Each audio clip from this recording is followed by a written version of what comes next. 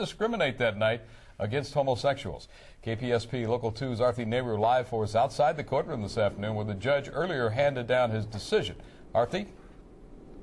Chris, Judge David Dowding said at one point he had already made up his mind to dismiss the charges against the men when he heard what words were used by the police department. He said it was only after he heard the testimonies by former police chief David Dominguez and Sergeant Brian Anderson, both who have admitted to making inappropriate comments, that he decided that these words were not targeted at anybody or any group of people, and therefore the police department did not discriminate in this operation. After listening to all the witnesses and reading the briefs and listening to the lawyers, that this is a case where the police department discriminated against these 19 men because they were gay. After 8 days of testimonies, 17 witnesses, including the former Palm Springs police chief, a judge decided charges will not be dismissed against 14 of the men arrested for indecent exposure and lewd conduct in the 2009 Warm Sands undercover operation. I do think that this is vindication for the citizens of Palm Springs. It's vindication for the city of Palm Springs. It is vindication for the police department of Palm Springs. The judge acknowledged that the police department has never made arrests or conducted a sting for male-female public sex. But he said when police decided to do this sting, they had plenty of evidence of an ongoing problem of men having sex with men in public.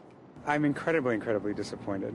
Incredibly disappointed. My opinion, I think he focused on deciding that the defendants, were guilty, which actually isn't the point. It's are straight people treated differently. It was only after the judge made his decision that Sergeant Brian Anderson, who has been accused of using a gay slur, spoke to us for the first time. I'm not excited at all. I don't think anybody won here today.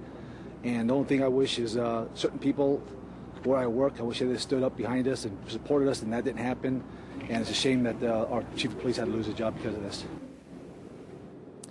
A lot of mixed reactions tonight. There will now be a pre-trial on March 14th. At that time, the defendants can decide whether they want to settle, possibly enter a guilty plea deal where they would not have to register as lifetime sex offenders, or they can decide to take this case to trial. Reporting live in Indio, Arthi Nehru, back to you in the studio. Arthi, a couple things for you. Number one, in essence, did the judge kind of say that this comment that's been thrown around, the supposed gay slur, wasn't in fact a slur? Is that in essence what his ruling was about today? And then also, I wanted to know, is this plea deal that these men were offered a couple of weeks ago still even on the table now that the judge has decided not to dismiss the charges?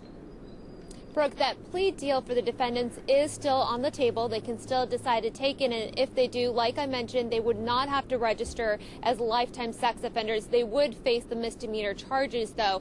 As to the gay slur question you were asking me, the judge didn't say anything specifically about whether or not this is a gay slur. He just made the comment that this was not directed to any group of people, that the police department did not discriminate. Yes, he wishes the comment wasn't made. Again, that's what the police chief and Sergeant Anderson both also admitted themselves, but he said that these comments, like everyone's been saying, were not directed at any specific person. Arthi, I'm curious about what we heard Sergeant Anderson say, that people behind us didn't really back us up, back the police in Palm Springs. Any indication who he's talking about? Are those people within the Palm Springs Police Department or other officials in Palm Springs? Any sense of that? He sounded quite upset about that.